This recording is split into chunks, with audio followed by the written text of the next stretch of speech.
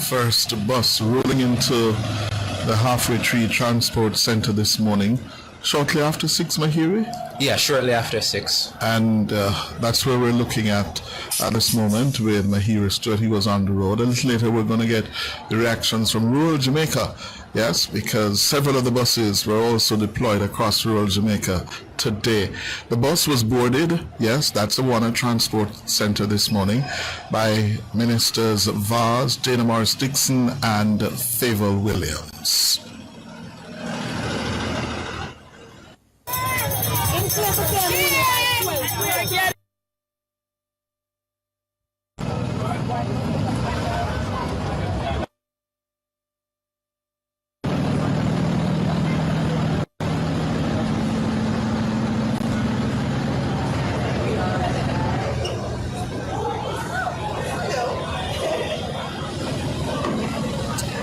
Dana Morris Dixon there, the Education Minister, boarding the bus.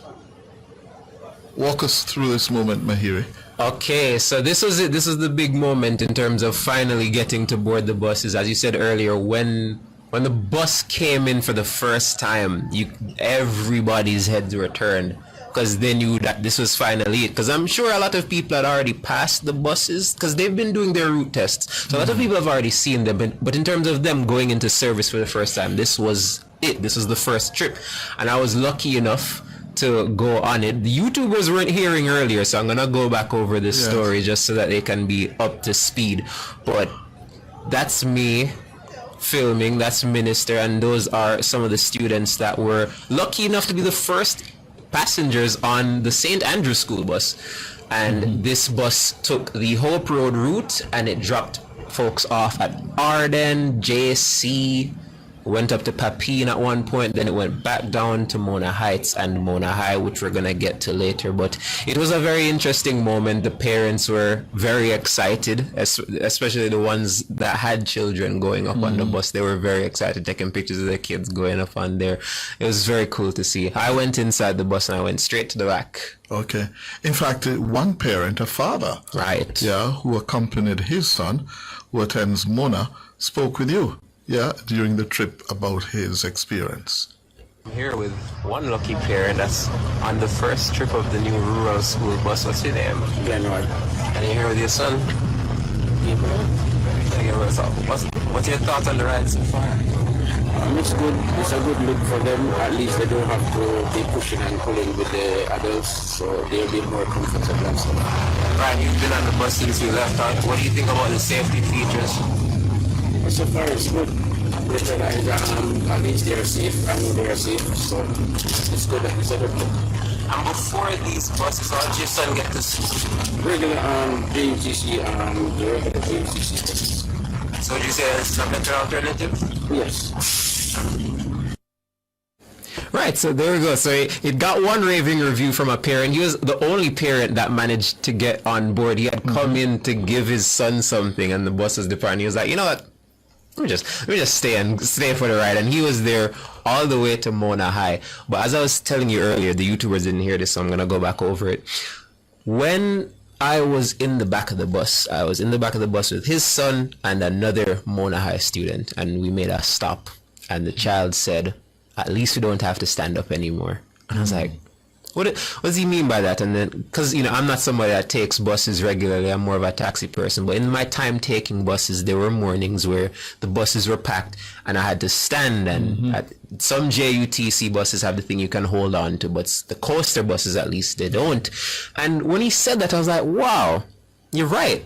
Because I guess there's some students that in their rush to get to school, in their fear of being late, they'll join these overcrowded buses and they'll have to stand the whole journey. And when he said that, it was like, wow, so that's something that's really going to help the children, because now they're more comfortable. They're not going to be in a situation, because there's no way between the warden and the driver and the deans that are going to be at the bus stops making sure everything is okay. They're not going to make sure that the bus is overcrowded. They're going to make sure there's enough students in to fill the capacity so that none of them are uncomfortable. So when that child told me that, I was like, wow, that's one advantage. Well, let me tell you, we're going to be showing you a video of what happened in rural Jamaica this morning.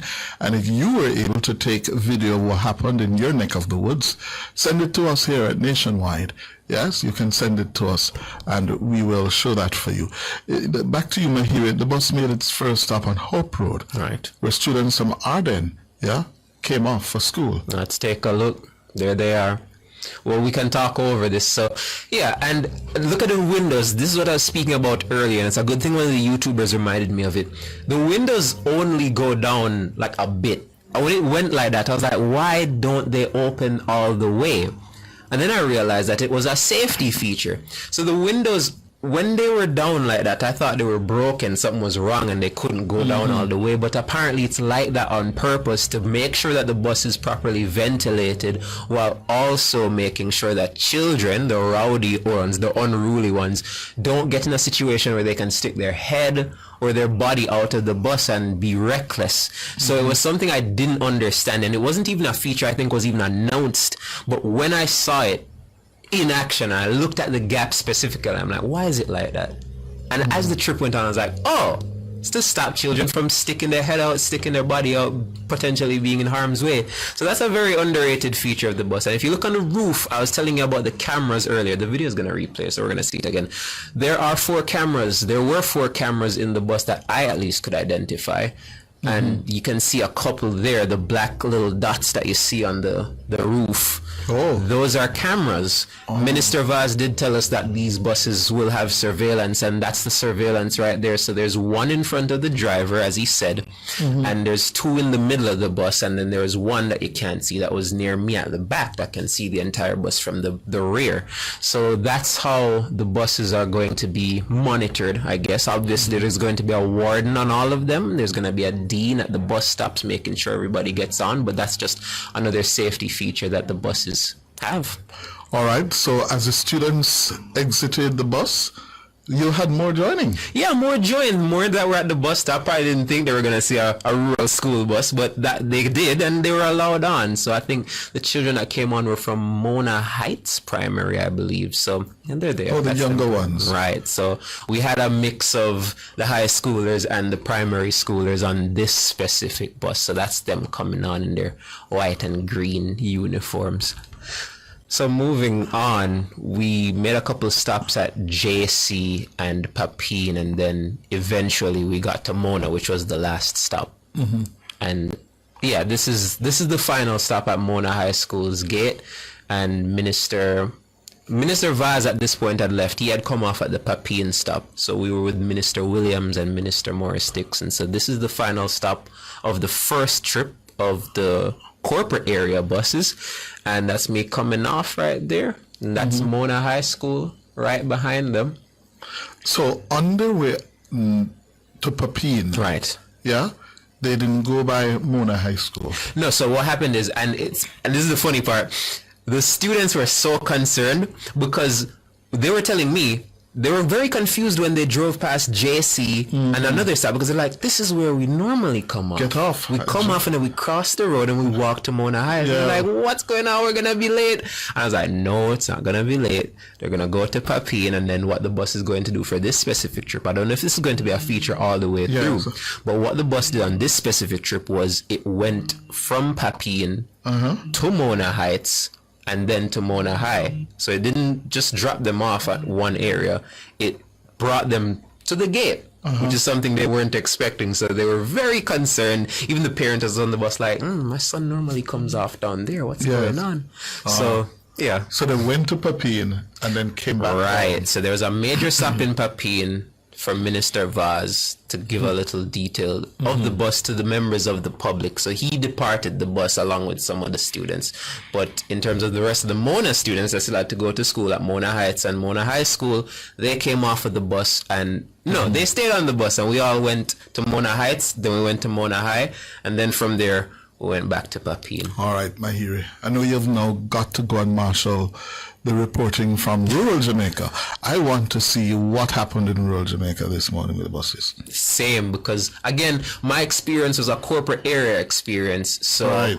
I know George wants me at some point, I think tomorrow or some point during this week, to go on another route that goes up into those hilly areas that these buses were really meant to tackle. Yeah. So that's gonna be an interesting ride. Because honestly, to be honest with you, this ride, as smooth as Hope Road may appear compared to those rural routes that these buses are expected to go on, it was a pretty bumpy ride, but the good part of the bumps is that you were able to see how the buses tackled that kind of terrain. I mean, it was shaking, obviously, as any vehicle would going over the bumps, but it was still stable. You could tell that the suspension was doing its job. Okay. Thank you so much, Mahiri Stewart. After the break, the Electoral Office of Jamaica saying now the final count of ballots is completed, over, and it is warning, the EOJ warning against misinformation and the lies about the process on social media. That's after the break. All right, let's turn now to the results of last Wednesday's general elections and the next steps. What now? First of all, the new government has to be sworn into office. No date yet from OPM as to when the new government will be sworn in. I'm told that we will be learning that tomorrow, sometime tomorrow, we'll know when the new government will be sworn in, and the Prime Minister Holness to be sworn in for a fourth time, yeah, as Prime Minister of Jamaica. Yeah, we'll get that information, I'm told, tomorrow. And of course, the speculation has begun about who will now make it to cabinet and government. Yeah, I anticipate that there will be new additions to the cabinet and to the executive, especially the state ministerial ranks of government. Yeah, no cabinet minister lost their seat. Am I missing something? Yeah, all the cabinet ministers who contested won their seats, and I think with the addition of the women, especially the first term MPs, yeah, they will be in a good position in terms of the ministerial ranks, state minister, yeah, as state ministers. We have quite a few of them, you know. Rhoda Moy Crawford, Kerencia Morrison, Tova Hamilton, yeah, and I'm going to put myself in trouble now. Yeah, I do have my list in front of me, yeah, but several of them I would anticipate will be entering the government, the political executive, for the first time since their election in 2020. Favour Williams, Dana Morris, Ambassador Audrey Marks, yeah, I expect to return to cabinet. So too the veteran Babsy Grange, yeah, will she be re-entering government? I think so, yeah. But there will be some changes, definitely. On the opposition side, there are, I'm told, whispering, soundings, people calling to test the thinking in the party as to what to do, what are the next steps to take now. And based on my sources, there are essentially three strands of thinking in the PNP now. Nothing decided. Everybody I speak would say nothing decided. People are just simply whispering and talking and sounding out each other as to what to do. Yeah?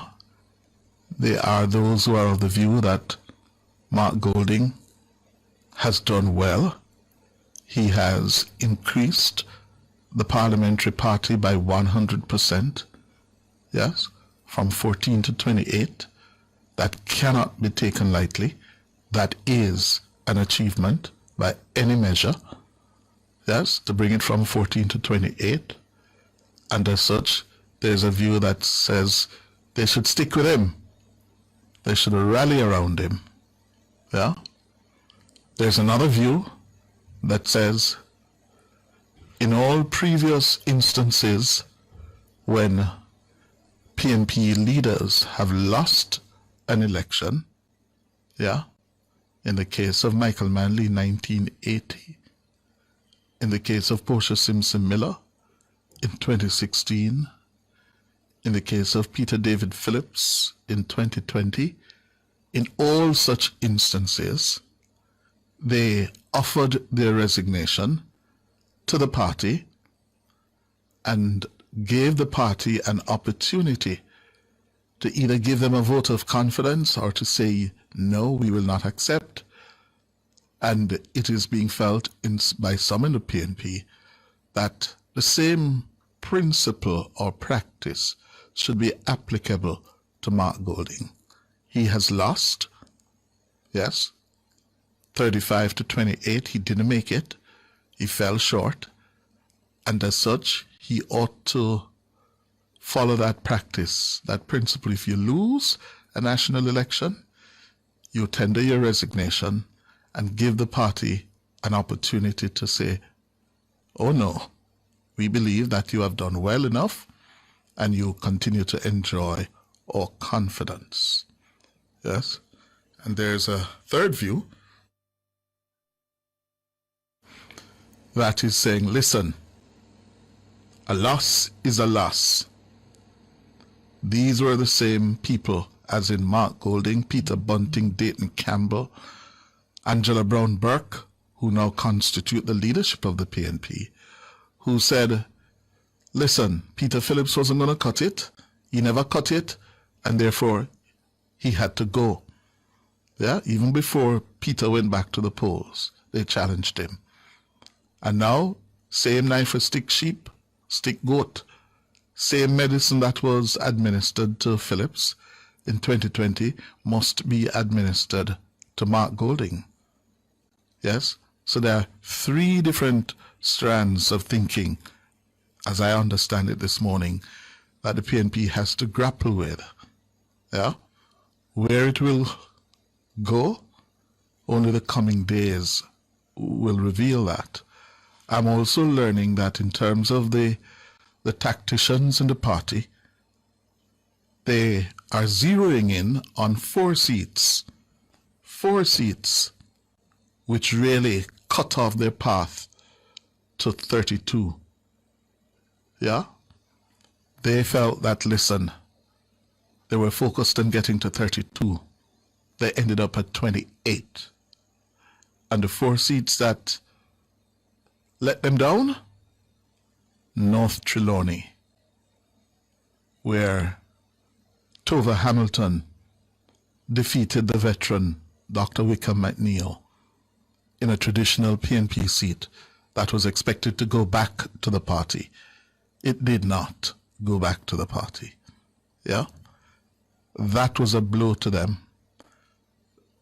2, Manchester Central.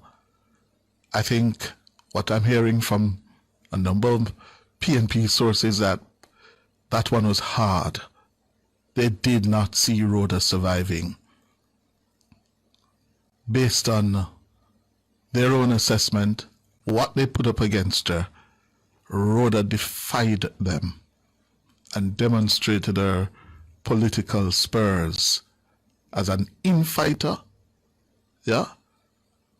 Because they felt that given the local government election last year when she lost all 4 divisions, she stormed back last Wednesday and won 3 of the 4, and not only survived, but defeated convincingly Donovan Mitchell.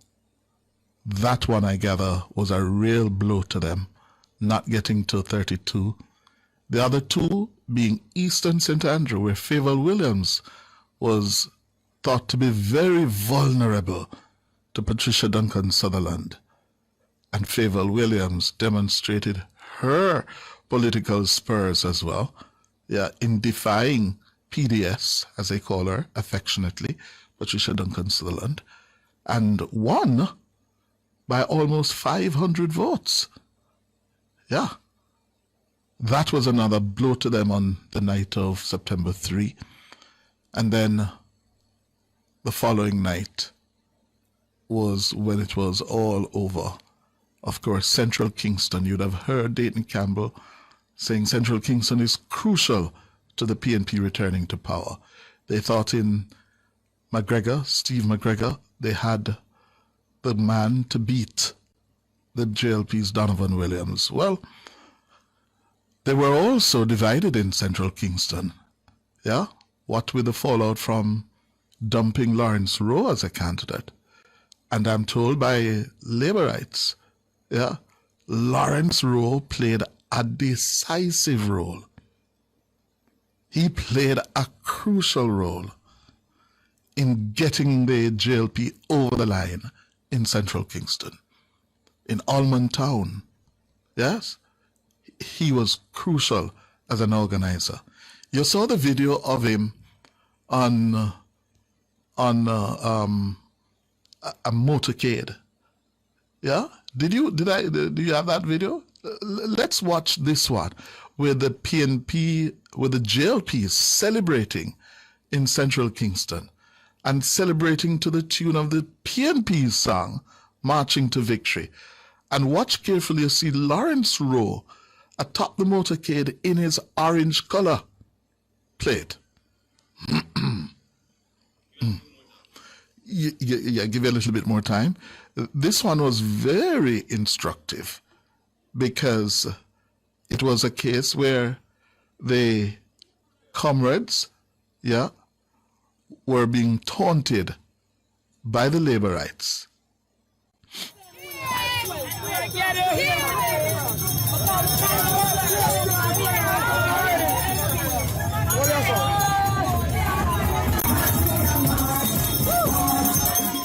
What is happening here, for those who are not seeing, a casket, yeah, in orange, and the Labourites are singing and dancing as they take away the casket to bury the dead, the political dead. And here comes Lawrence Rowe atop an open vehicle, dressed in orange, and the Labourites are singing the PNP song. Now this is going to go down in the history books. The most popular song of the 2025 campaign done for the People's National Party has been usurped by Labour Party supporters.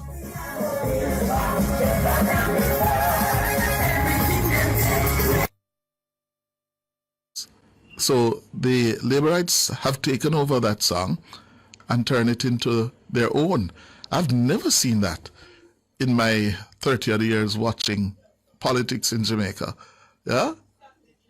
I just couldn't believe it. Yeah? So those 4 seats, North Trelawney, Central Manchester, Eastern St. Andrew, and Central Kingston, yes, defied the PNP from making it back to Jamaica House. The coming days, we will know the members of the cabinet. And, of course, we are watching what is happening in the People's National Party. Let us see how they handle, yeah, the defeat of September 3, 2025. Yeah? The recriminations have begun. Some people pointing fingers at the leadership of the party, saying they were tone deaf. Yeah? They weren't listening. They were like operating in an echo chamber. Yeah? But let us see how that plays out.